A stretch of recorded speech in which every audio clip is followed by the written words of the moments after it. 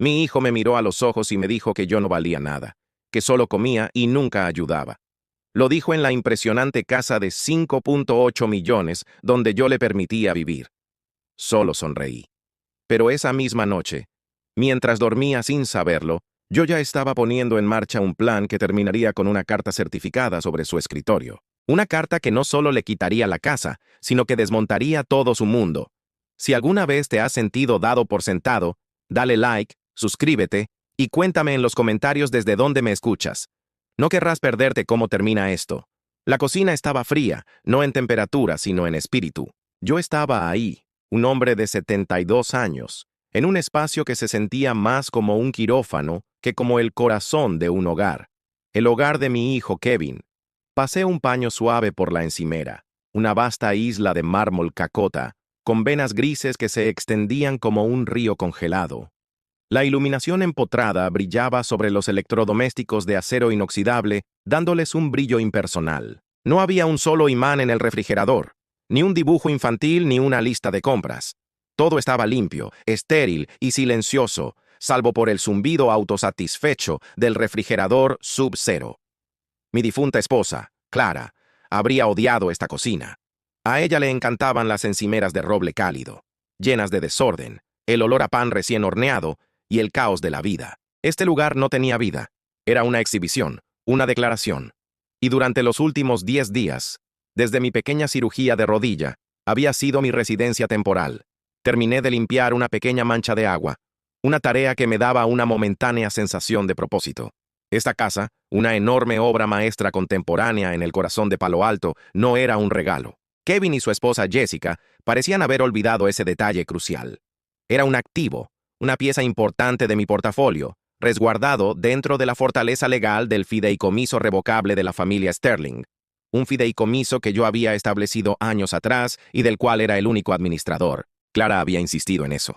Recuerdo sus palabras mientras nuestro abogado redactaba los documentos. Una red de seguridad, Leo, me dijo ella, posando su mano sobre la mía. No un paracaídas dorado. Hay una diferencia. Ahora entendía esa diferencia mejor que nunca. El sonido suave de unos mocasines caros sobre el suelo de concreto pulido anunció la llegada de mi hijo. Kevin entró en la cocina, ya hablando por teléfono, con un dispositivo Bluetooth parpadeando en la otra oreja. Tenía 41 años, vestía ropa que costaba más que mi primer coche, y se movía con la confianza inquebrantable de alguien que nunca había enfrentado un verdadero fracaso. Me dio un leve asentimiento, como el que se da a un portero, y fue directo a la máquina de espresso. No, sinergia. No es la jugada correcta aquí, Mark, decía al auricular. Necesitamos aprovechar el pivote disruptivo, la clase de activos. Hablaba en un idioma lleno de palabras vacías que yo, un contador público retirado que había construido una fortuna con números reales y bienes tangibles, encontraba completamente sin sentido. Su esposa, Jessica, llegó un momento después. Era una mujer que parecía esculpida del mismo mármol que las encimeras, todo ángulos afilados y superficies frías. Me sonrió, pero la sonrisa no le llegó a los ojos. Oh, Leo, ya estás levantado, no tienes que limpiar, sabes que tenemos un servicio para eso. Abrió un gabinete, su sonrisa tensándose. Y veo que reorganizaste el estante de especias. El desorden de frascos me parecía ilógico, así que los había ordenado alfabéticamente. Fue un acto simple, útil. Es solo que tengo un sistema, continuó ella, con una dulzura empapada de condescendencia. Está ordenado por perfil de cocina. Panasiático a la izquierda, mediterráneo a la derecha. Es más eficiente así. Simplemente asentí. Mis disculpas, no lo sabía. Kevin terminó su llamada y se acercó, colocando una mano pesada sobre mi hombro. No te preocupes, papá. Sabemos que lo haces con buena intención. Es bueno que tengas pequeños proyectos para mantenerte ocupado. Los viejos tienen demasiado tiempo libre, ¿no? Dijo guiñándome un ojo, como si compartiéramos una broma a mi costa. No respondí. Solo los observé moverse por la cocina, un equipo perfectamente coordinado de egoísmo, dando por sentado hasta el suelo que pisaban. Más tarde esa tarde, noté que la bisagra de la puerta del jardín estaba suelta, moviéndose torpemente con la brisa. Saqué mi pequeño kit de herramientas del coche y pasé media hora arreglándola, reemplazando un tornillo oxidado, agregando una gota de aceite hasta que se movió suave y silenciosamente. También pasé un tiempo cuidando los rosales junto a la puerta principal. Jessica los había comprado para una cena 2 semanas antes y luego se olvidó por completo de ellos. Las flores estaban marchitas, sedientas. Nadie notó que hacía esas cosas. O si lo hicieron, no comentaron. Mis pequeñas contribuciones eran invisibles, como yo. El punto de quiebre llegó, como suele suceder, durante la cena. El aire estaba cargado de cosas no dichas. Mi nieta de 6 años, Maya, estaba sentada entre nosotros, una pequeña observadora silenciosa en una guerra callada. Kevin hablaba animadamente sobre una nueva startup que estaba asesorando. Algo relacionado con inteligencia artificial y comida gourmet para mascotas a domicilio. Se trata de escalar, papá, dijo gesticulando con un tenedor. No lo entenderías. Los viejos modelos de negocio, las tiendas físicas, los activos tangibles, son dinosaurios. Todo gira en torno a la propiedad intelectual y la disrupción del mercado. No discutí. Solo corté mi pollo, seco y recocido. Jessica suspiró dramáticamente, dejando su copa de vino sobre la mesa con un leve clic. Los impuestos de esta propiedad son simplemente criminales, anunció, sin dirigirse a nadie en particular. Y con el costo de todo en Palo Alto, los víveres, los tutores de los niños, es una montaña. Esa fue la apertura que Kevin esperaba. Se recostó en la silla, dio un sorbo lento a su caro cabernet y luego fijó su mirada en mí, al otro lado de la reluciente mesa de caoba. Su voz sonaba casual, pero sus palabras estaban afiladas como una hoja. Bueno, dijo con una pequeña sonrisa cruel curvándosele en los labios. Las cosas serían más fáciles si algunas personas hicieran algo más que comer y ocupar espacio. Comes, pero no ayudas a contribuir. Silencio. Cayó sobre la mesa como un sudario.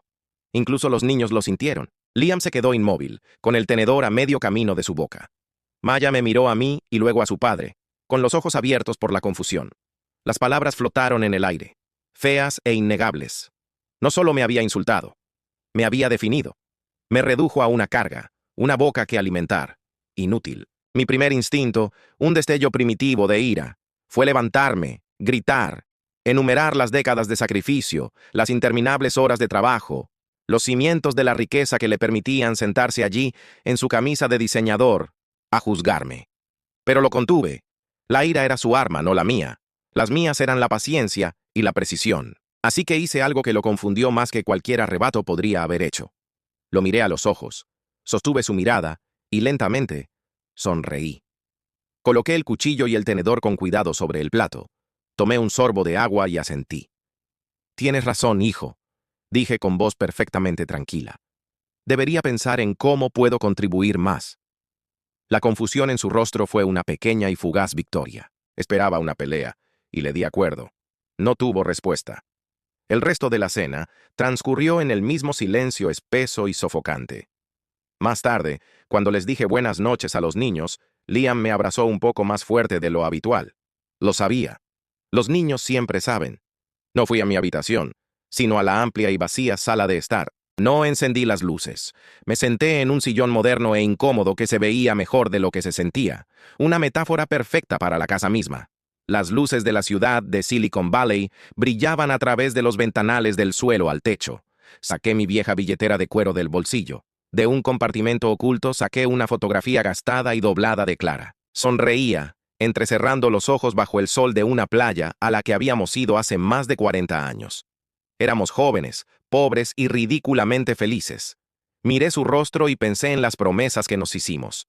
Pensé en los 2 trabajos que tuve mientras ella criaba a Kevin en nuestro pequeño apartamento alquilado. Pensé en el pago inicial que juntamos para nuestra primera casa, un diminuto bungalow que nos parecía un palacio.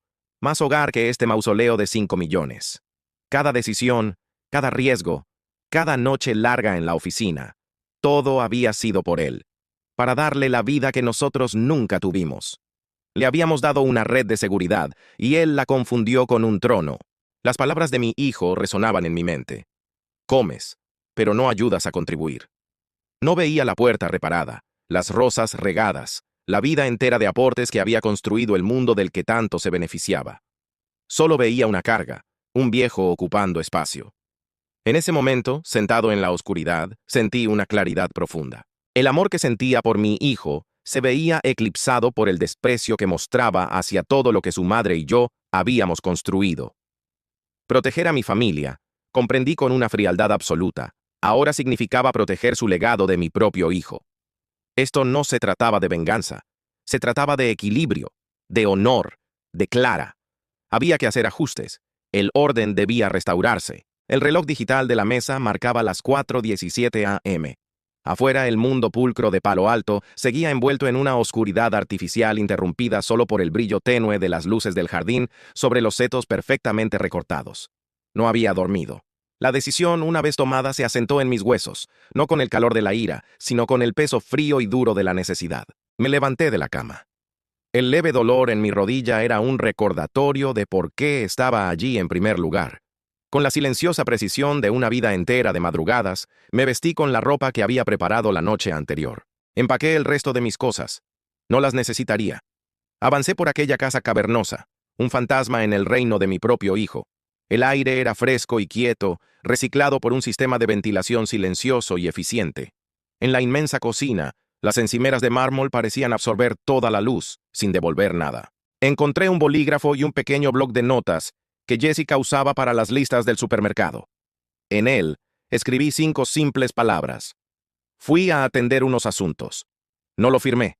Él sabría de quién venía. Coloqué la nota justo en el centro de la fría isla de mármol, donde nadie podría pasarla por alto.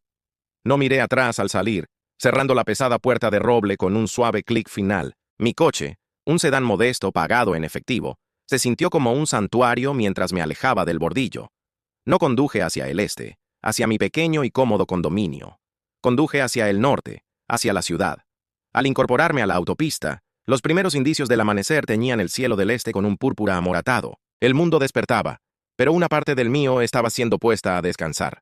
El trayecto por el puente de la bahía fue catártico. Las icónicas torres naranjas emergían de la niebla matutina como símbolos de ingeniería y resistencia. Sentí una afinidad con ellas. Yo también era un hombre que había construido cosas, un hombre que entendía los cimientos y sabía que el cimiento de mi propia familia estaba agrietado y debía ser demolido antes de colapsar por completo. No me hospedé en una posada modesta. Conduje hasta el Fairmont, un gran hotel antiguo en la cima de Nob Hill, un lugar que hablaba de dinero antiguo y poder silencioso. Necesitaba anonimato y autoridad. No era un padre buscando refugio, sino un estratega estableciendo un centro de mando. Tras un registro impecable, tomé el ascensor hasta mi habitación en el piso 14. Tenía una vista imponente de la ciudad y la bahía. No desempacé. Pedí una jarra de café negro al servicio de habitaciones, y mientras esperaba, me quedé de pie junto a la ventana, viendo cómo la ciudad cobraba vida abajo. Los primeros rayos del sol golpeaban ya la punta de la pirámide Transamérica. Era hora. Saqué mi teléfono y marqué un número que conocía de memoria. Sonó 2 veces. Una voz profesional y precisa respondió: Evelyn Reed. Evelyn, soy Leo Sterling, dije, manteniendo mi voz firme, sin rastro de la emoción que me había consumido toda la noche. Hubo una ligera pausa al otro lado de la línea. Leo, aún no son las 7. ¿Todo está bien? Me senté en el sillón firme junto a la ventana. El calor de la taza de porcelana en mis manos me ofrecía un pequeño consuelo. Todo está comenzando a estar bien, Evelyn, respondí. Lamento la llamada tan temprano, pero es un asunto urgente. Necesito activar mi autoridad total como fideicomisario de la propiedad en Crescent Drive, en Palo Alto. Voy a venderla. La línea guardó silencio por un momento. No era el silencio del asombro, sino el de una mente aguda procesando información y calculando variables. Evelyn Reed no era una abogada a la que se contratara por apoyo emocional. Se la contrataba por su mente, tan aguda y clara como un diamante. De acuerdo, Leo, dijo finalmente, y pude escuchar el leve tecleo de un teclado al fondo. Tengo el documento del fideicomiso frente a mí. El fideicomiso revocable de la familia Sterling. Veamos. Más tecleos. Tomé un sorbo lento de mi café. Era negro y amargo, justo como me gustaba. Sabía a claridad. Aquí está, dijo ella con tono profesional. Sección 4. Artículo B. Como único otorgante y fideicomisario de este fideicomiso, usted conserva autoridad absoluta e irrestricta para administrar, arrendar, vender o disponer de cualquiera de los activos contenidos en el fideicomiso. Esta autoridad puede ejercerse a su entera discreción sin el consentimiento o conocimiento previo de los beneficiarios nombrados. Hizo una pausa y añadió: El lenguaje es hermético, Leo, tal como lo redactamos. Lo recuerdo, dije en voz baja. Tiene todo el derecho legal de hacerlo, continuó. El título está limpio y el fideicomiso en regla. Podemos poner la propiedad en el mercado antes de que termine la semana. Su tono cambió ligeramente, perdiendo una fracción de su rigidez legal y adquiriendo un matiz más humano. Leo, como tu asesora, debo preguntar, ¿estás preparado para las consecuencias? Kevin es el beneficiario principal designado para residir en la propiedad. No se lo tomará bien. Miré por la ventana hacia la ciudad que se extendía, miles de vidas moviéndose en sus propias órbitas, cada una con sus luchas y triunfos. Mi problema se sentía a la vez inmenso e insignificante. Las consecuencias de no actuar serían mucho peores, Evelyn, dije. No es una decisión impulsiva. Decidí contarle algo que no había mencionado en años. ¿Sabes? Cuando Clara y yo organizábamos todo esto contigo, ella tenía una preocupación principal. Yo quería simplemente darle la casa a Kevin, firmar la escritura a su nombre. Pensé que eso le daría una ventaja, seguridad. Hice una pausa, con la imagen del rostro sensato y amoroso de mi esposa Clara en mi mente. Pero Clara, ella era más sabia que yo. Dijo, Leo, si le das un pez a un hombre, lo alimentarás por un día. Si le enseñas a pescar, lo alimentarás toda la vida. Pero si le das todo el lago, lo único de lo que se quejará será de los impuestos de la propiedad. Ella lo sabía. De algún modo sabía que la verdadera seguridad no proviene de los bienes no ganados, sino del carácter, del respeto, de la contribución. Podía oír a Evelyn escuchando pacientemente al otro lado de la línea. Así que creamos el fideicomiso. Continué. Clara lo llamaba una red de seguridad, un lugar donde vivir, una base sobre la cual construir. Nunca fue pensado como un destino, sino como un punto de partida. Pero mi hijo ha pasado la última década tratándolo como un palacio heredado. Ha olvidado cómo pescar, Evelyn. Ha olvidado que el lago incluso tiene fondo. Cree que su derecho es un nacimiento, no un privilegio. Mi voz seguía tranquila, pero ahora estaba llena de una determinación forjada en el fuego de la humillación de anoche. Anoche me dijo que no contribuyó, proseguí. Así que he decidido contribuir. Estoy aportando este activo de nuevo bajo mi control, donde pueda servir para algo bueno.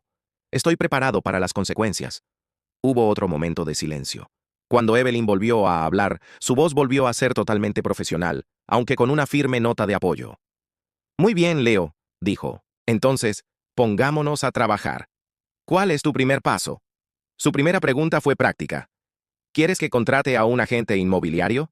A ese nivel de precio, deberíamos mirar las mejores firmas del valle. Podríamos tenerlo listado para el lunes. No, respondí con voz firme. No lo pondremos en el mercado. No habrá guerra de ofertas, ni cartel de en venta en el jardín.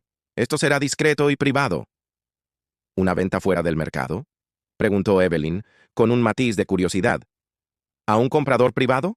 ¿Tienes a alguien en mente? Sí, respondí mirando la foto de Clara que aún sostenía en mi mano. Pero no un comprador privado. Quiero que contactes con la Fundación Hearthstone del área de la bahía. Por primera vez, Evelyn sonó genuinamente sorprendida. ¿Hearthstone? ¿La organización sin fines de lucro para vivienda de educadores y personal de emergencia? Leo, ellos no pueden pagar el valor de mercado. Una propiedad así está valorada en 5.8 millones. Su presupuesto anual completo probablemente no sea mucho más que eso. Soy consciente de sus limitaciones financieras, respondí con calma. Es parte del plan. Clara solía ser voluntaria con ellos, ¿no sabes? Cuando apenas era un pequeño proyecto comunitario. Fue maestra de escuela pública durante 35 años.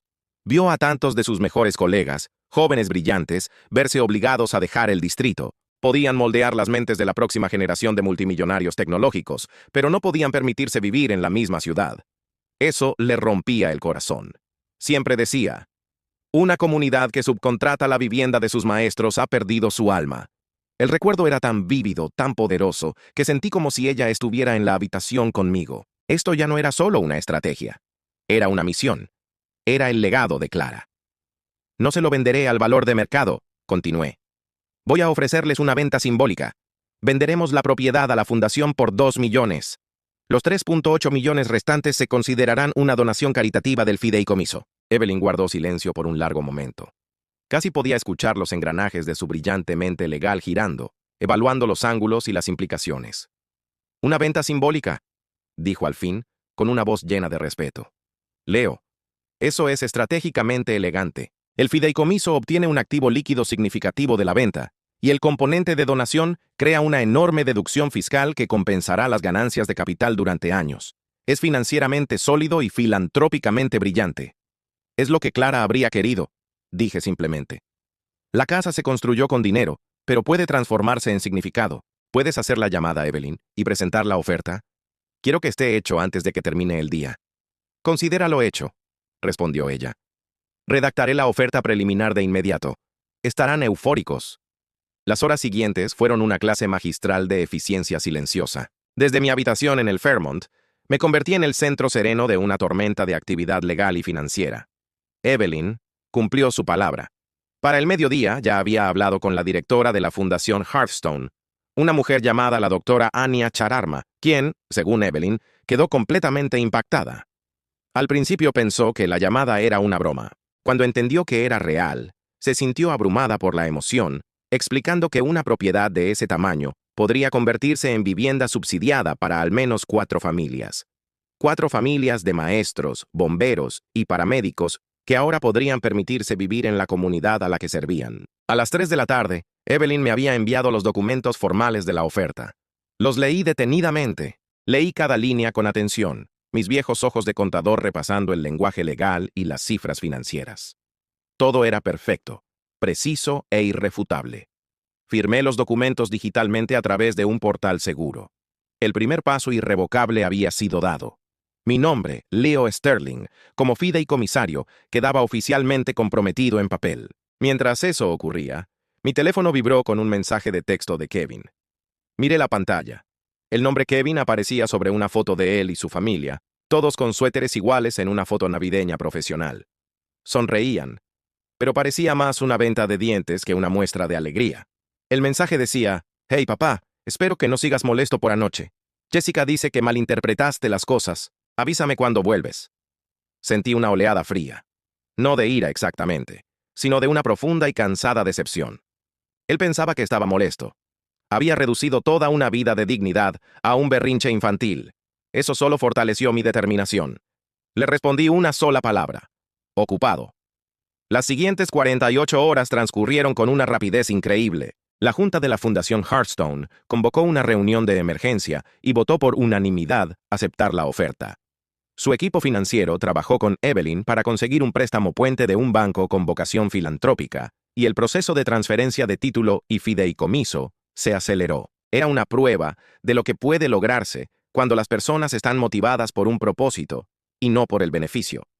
Durante ese tiempo no hablé con nadie más que con Evelyn. Comía en mi habitación, leía el periódico y daba largos paseos por las empinadas calles de Knob Hill. Sentía una paz que no experimentaba desde hacía años. Ya no era un espectador pasivo en mi propia vida. Era un participante activo, moldeando mi destino y honrando la memoria de mi esposa. Al día siguiente, llegó otro mensaje de Kevin. «En serio, papá, ¿qué pasa? Jessica necesita saber si vas a volver para que pueda hacer limpiar la habitación de invitados. El servicio de limpieza viene los jueves». La magnitud de su descarada autosuficiencia casi me hizo reír.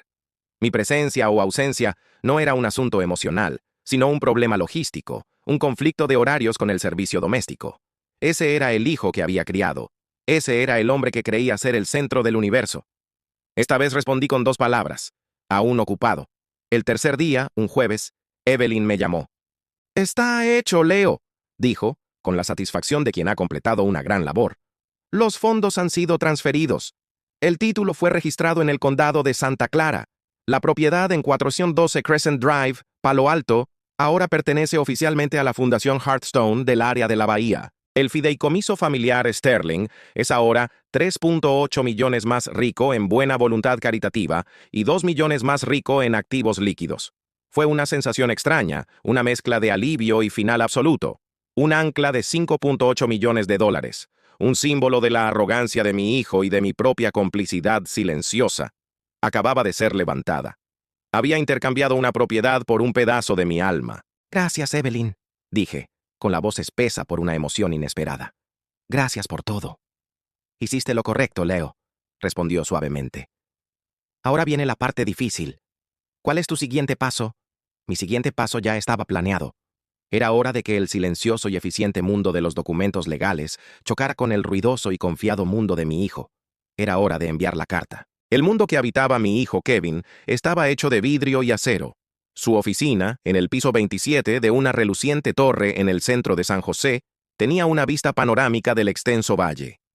A él le gustaba decir que eso le daba perspectiva, pero yo siempre sentí que solo le permitía mirar hacia abajo a los demás. Aquella mañana de viernes lo imaginaba perfectamente, reclinado en su carísima silla ergonómica, manos entrelazadas detrás de la cabeza, dominando la escena frente a dos jóvenes fundadores de startups que probablemente estaban quemando el dinero de sus inversionistas a un ritmo alarmante. Usaría sus palabras favoritas: sinergia, escalabilidad, disrupción, paradigma. Palabras que sonaban importantes, pero significaban muy poco. Él no era un constructor como yo. Era un decorador. Tomaba las ideas de otros y les añadía jerga costosa. En medio de su monólogo sobre cómo aprovechar la autenticidad de marca, su asistente, una joven llamada Chloe, a quien pagaba muy poco y asustaba demasiado, habría tocado suavemente la puerta de cristal. Kevin la habría hecho pasar con un gesto molesto, interrumpido apenas en su flujo. Ella habría entrado con timidez, sosteniendo un sobre blanco y rígido de FedEx. «Perdón por interrumpir, señor Sterling», habría dicho, «pero es una entrega certificada urgente. Requiere su firma». Kevin habría suspirado. Un suspiro teatral de autosuficiencia. «Chloe, ¿qué te he dicho sobre las interrupciones durante las sesiones estratégicas con clientes?» Él tomaría el escáner electrónico de sus manos, garabateando su firma con un gesto exagerado, su rúbrica ilegible como un testamento a su propio ego.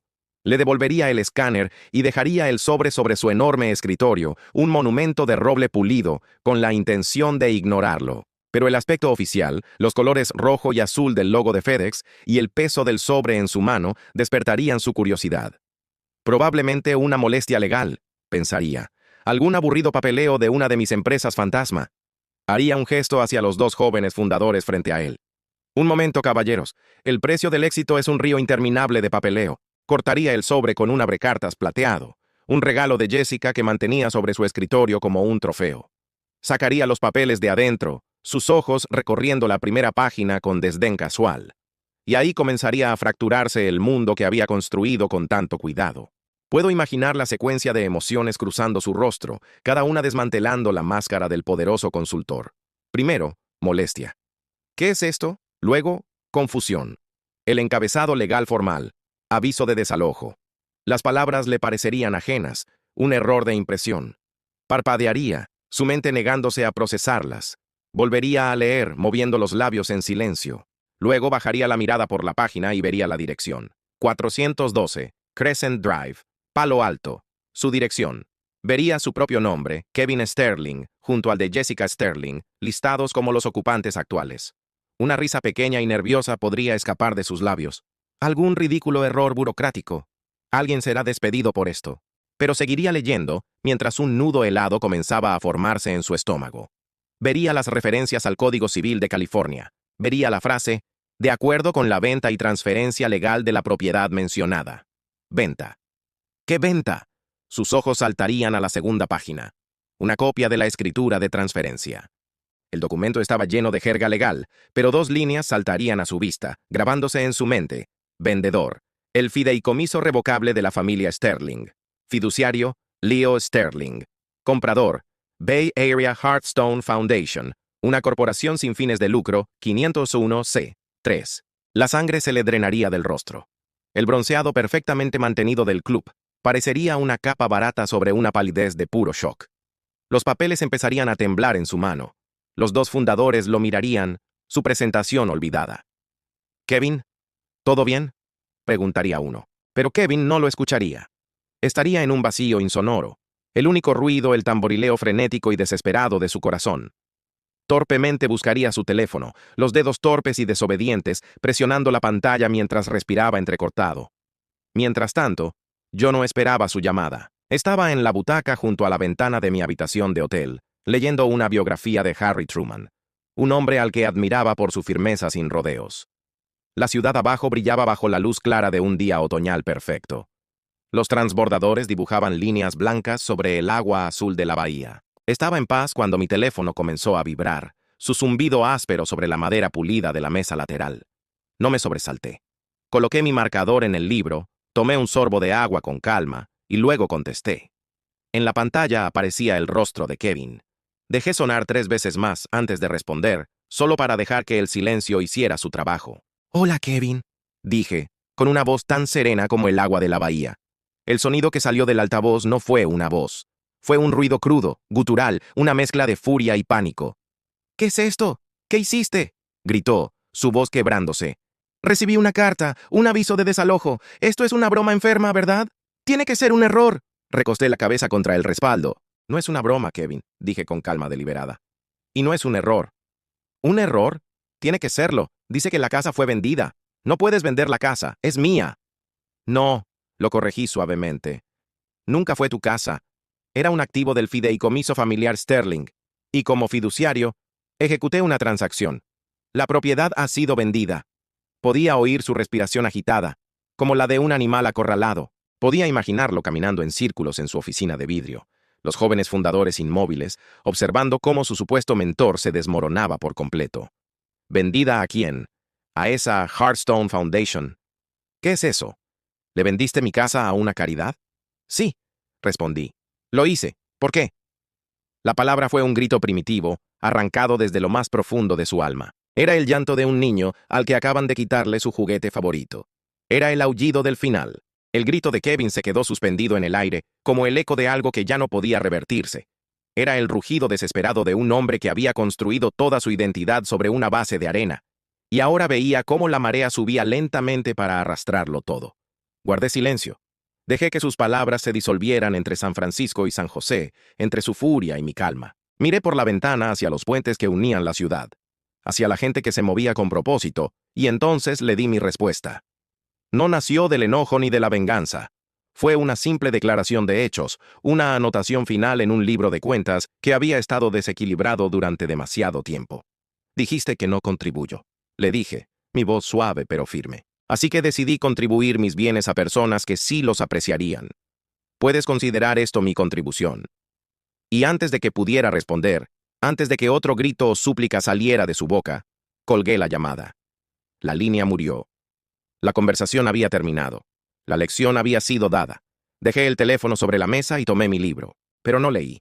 Solo me quedé allí, escuchando el silencio, sintiendo la profunda e inquebrantable paz de un mundo que por fin había encontrado su equilibrio. El desenlace no fue una explosión, sino una serie de lentos y desgastantes derrumbes. No los presencié directamente, pero Evelyn me mantuvo discretamente informado, y el resto lo imaginé con facilidad. Kevin, dominado por el pánico, hizo exactamente lo que esperaba.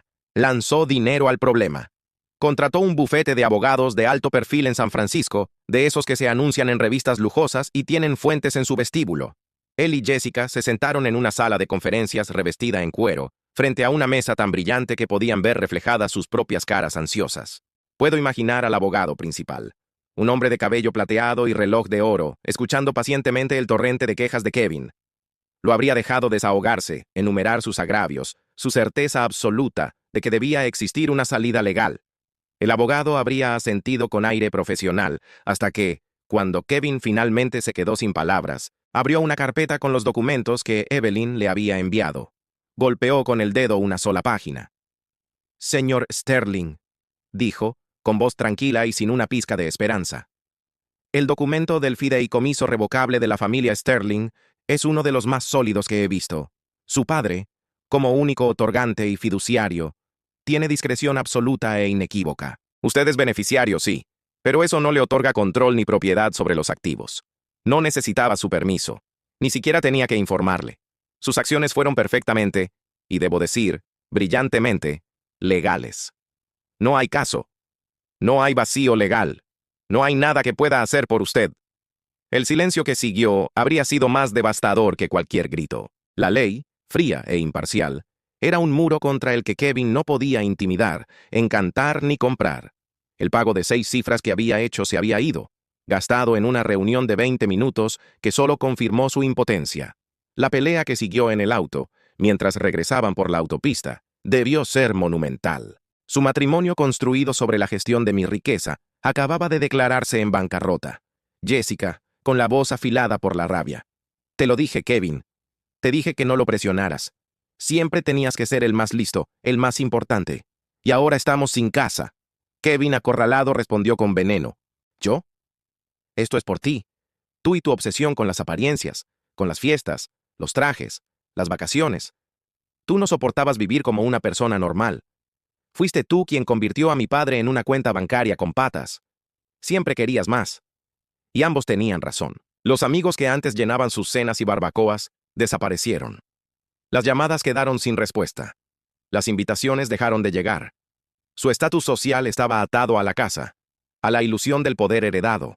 Sin la casa, eran solo otra pareja en sus cuarentas, endeudada y enfrentando la dura realidad del mercado inmobiliario del Silicon Valley. Su mundo, antes brillante y ostentoso, se reveló como un escenario vacío al que acaban de apagarle las luces.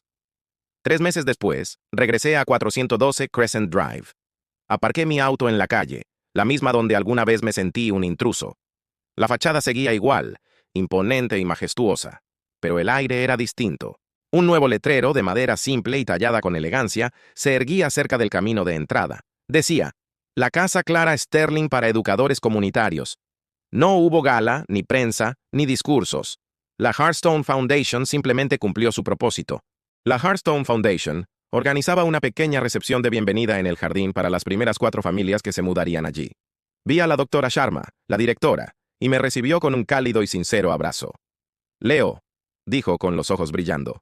Ven, quiero presentarte a alguien. El enorme y frío salón donde había visto por última vez a mi hijo, ahora estaba lleno de vida y risas infantiles. Los muebles modernos y estériles habían desaparecido, reemplazados por cómodos sofás y estanterías repletas de libros donados. Una joven con un rostro amable y ojos cansados se acercó, sosteniendo la mano de un niño de unos 6 años. Señor Sterling, dijo, con una emoción que me apretó la garganta. Soy Sara. Enseño 3er grado en la escuela primaria que está al final de la calle. Durante 2 años, mi hijo y yo vivimos en un pequeño apartamento de una habitación a más de 40 minutos de aquí. Pasaba 3 horas al día viajando. El año pasado estuve a punto de renunciar. Pero gracias a usted, gracias a su esposa, podemos quedarnos. Puedo seguir enseñando en la comunidad que amo. Y mi hijo por fin tendrá un verdadero hogar. Apretó con ternura la mano de su hijo. Gracias. No creo que nunca llegue a comprender cuánto significa esto para nosotros. La miré. Vi la esperanza en sus ojos, y en ese pequeño niño, la promesa de un futuro seguro, y sentí una paz profunda asentarse en mi interior. No había victoria, ni venganza, solo una sensación serena y poderosa de que todo estaba por fin en su lugar. Esa era la casa que Clara habría querido. Me quedé allí un largo rato observando a las familias conversar, a los maestros y bomberos compartiendo historias, a los niños jugando en el jardín, ahora convertido en un espacio común. El rostro enfurecido y desesperado de mi hijo cruzó fugazmente mi mente, pero esta vez no sentí rabia, sino compasión. No le quité una casa a mi hijo. Le di una oportunidad. La oportunidad de construir su propia vida, no una que le fuera entregada en bandeja de plata. Le di la posibilidad de aprender el valor de la contribución, no recibiéndola, sino creándola por sí mismo. La puerta de mi vida no está cerrada para él, pero ya no está abierta de par en par, esperando su conveniencia. Ahora es una puerta que debe ganarse, una que solo se abre con una llave forjada con humildad y respeto, y si decide forjar esa llave o no, dependerá únicamente de él. Mi trabajo está hecho.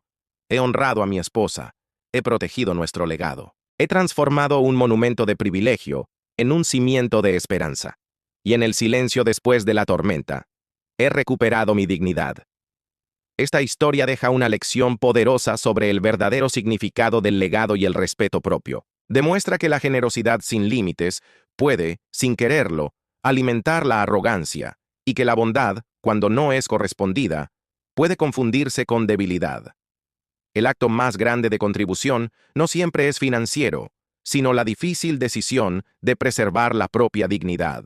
La verdadera fortaleza no reside en reaccionar con ira, sino en actuar con calma y estrategia para restablecer el orden y el honor. Nos recuerda que nuestro valor no se mide por cómo nos tratan los demás, sino por los principios que nos negamos a traicionar, incluso por familia. ¿Alguna vez has tenido que tomar una decisión difícil para enseñarle a un ser querido el valor del respeto? Déjamelo saber en los comentarios. Gracias por ver este video hasta el final. Tu apoyo significa mucho para mí, y cada suscripción me motiva a seguir trayéndote más historias como esta. No olvides activar la campanita para no perderte lo que viene.